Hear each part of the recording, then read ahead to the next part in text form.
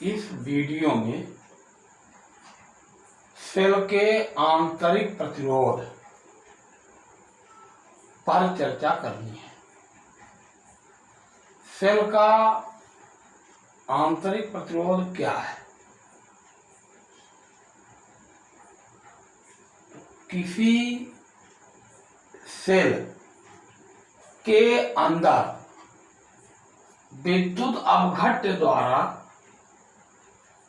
धारा के प्रवाह में जो रुकावट डाली जाती है उसे उस सेल का आंतरिक प्रतिरोध कहते हैं।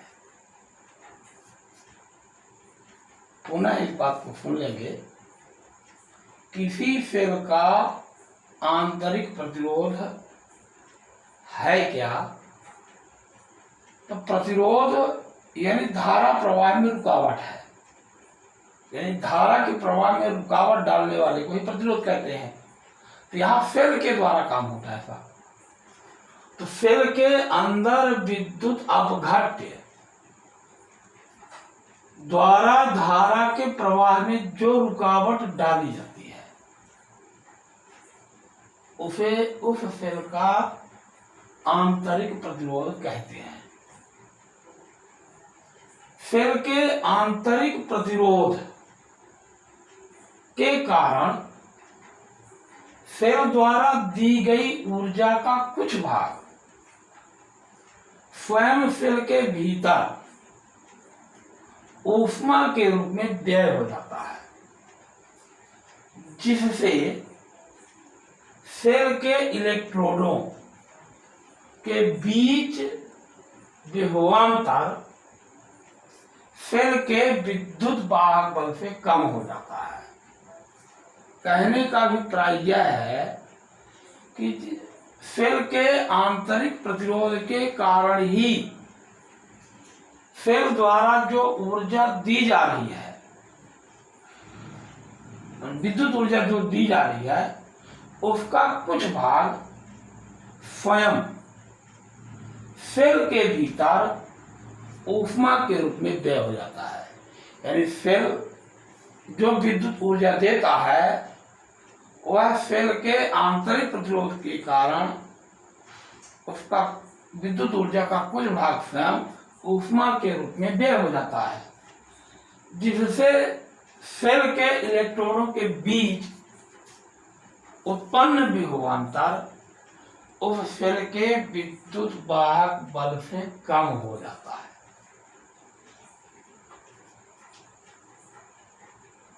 सेल का जो आंतरिक प्रतिरोध होता है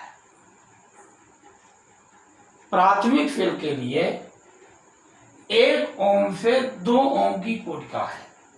यानी प्राथमिक सेलों का जो आंतरिक प्रतिरोध होता है वह 1 ओम से 2 ओम के बीच होता है।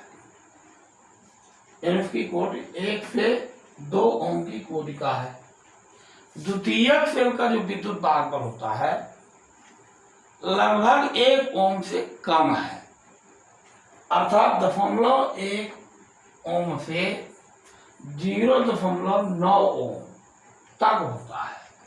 प्राथमिक सेल का विद्युत वाहक बल 1 ओम से 2 ओम की कोटिका होता है, जबकि द्वितीयक सेल का विद्युत वाहक बल 1 ओम से कम होता है, लगभग 0.1 ओम से 0.9 ओम तक होता है।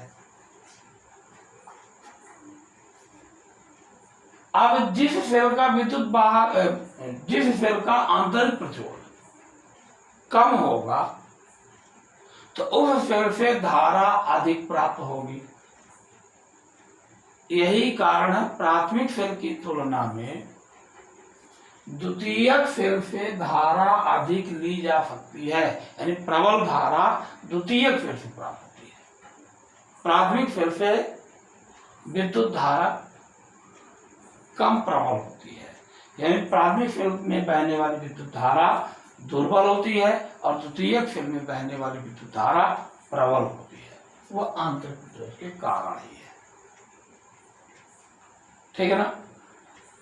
प्राथमिक सेल के अंतर्गत जैसे आ जाता है डेनियल सेल, लेग्रांजी सेल, साधारण पोल्ट्री सेल। तो लेग्रांजी सेल होता है और शुष्क सेल जो होता है उसका विद्युत वाहक बल 1.5 वोल्ट होता है और प्रतिरोध लगभग यही 1 ओम की कोटि का लगभग हो जाता है उसमें। जबकि द्वितीयक सेल जैसे शीशा संचायक सेल है उसका विद्युत वाहक बल 2.2 वोल्ट लगभग होता है, जिसका आंतरिक प्रतिरोध 0.1 ओम से 0.9 ओम की कोटि का माना जाता है। अब आधी बात किसी सेल के आंतरिक प्रतिरोध की निर्भरता। तो किसी सेल का आंतरिक प्रतिरोध 4 कारकों पर निर्भर करता है। जैसे परिपथ का प्रतिरोध होता है बाह्य प्रतिरोध कहलाता है, तो बाह्य प्रतिरोध भिन्न भिन्न कारकों पर निर्भर करता है। ठीक उसी प्रकार से सेल का जो आंतरिक प्रतिरोध होता है 4 कारकों पर निर्भर करता है। नंबर 1, सेल के दोनों इलेक्ट्रोडों के बीच की दूरी पर, यानी किसी सेल में 2 इलेक्ट्रोड होते हैं, एक धन इलेक्ट्रोड होता है दूसरा ऋण इलेक्ट्रोड होता है। तो सेल के दोनों इलेक्ट्रोडों के बीच की दूरी यानी धन और ऋण इलेक्ट्रोड जो है तो उनके बीच की दूरी पर, तो सेल के इलेक्ट्रोडों के बीच की दूरी जितनी अधिक होगी उस सेल का आंतरिक प्रतिरोध उतना ही अधिक होगा। कहने का अभिप्राय यह है कि सेल के इलेक्ट्रोडों के बीच की दूरी बढ़ाने से आंतरिक प्रतिरोध बढ़ जाता है। दूसरे में होता है विद्युत अपघट्य में डूबे हुए इलेक्ट्रोडों के भाग के क्षेत्रफल पर, यानी सेल के जो इलेक्ट्रोड हैं वो विद्युत अपघट्य में जितना भाग डूबा हुआ है इलेक्ट्रोडों का, विद्युत अपघट्य में इलेक्ट्रोडों का जितना भाग डूबा हुआ है उसका क्षेत्रफल जितना अधिक होगा उस सेल का आंतरिक प्रतिरोध उतना ही कम हो जाएगा। यानी इलेक्ट्रोडों का क्षेत्रफल बढ़ाने से, यानी डूबे हुए भाग का, यानी सेल के विद्युत अपघट्य में इलेक्ट्रोडों के डूबे हुए भाग का क्षेत्रफल जितना अधिक करेंगे आंतरिक प्रतिरोध उतना ही कम हो जाएगा, यानी त्रिक्रमानुपाती है। तीसरी निर्भरता है विद्युत अपघट्य की सांद्रता पर। विद्युत अपघट्य की सांद्रता जितनी अधिक होगी उस सेल का आंतरिक प्रतिरोध उतना ही अधिक हो जाता है। यानी जितना अधिक कंसंट्रेट होता है विद्युत अपघट्य, जितना अधिक कंसंट्रेट होगा, होल गाढ़ा होगा, उसके आंतरिक प्रतिरोध उतना ही अधिक होगा। और विद्युत अपघट्य पतला हो तो आंतरिक प्रतिरोध कम हो जाता है। चौथी निर्भरता है विद्युत अपघट्य के ताप पर। विद्युत अपघट्य का ताप बढ़ाने से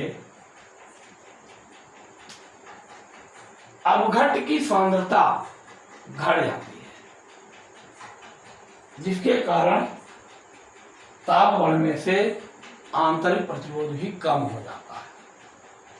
ठीक है ना, आज के लिए इतना ही।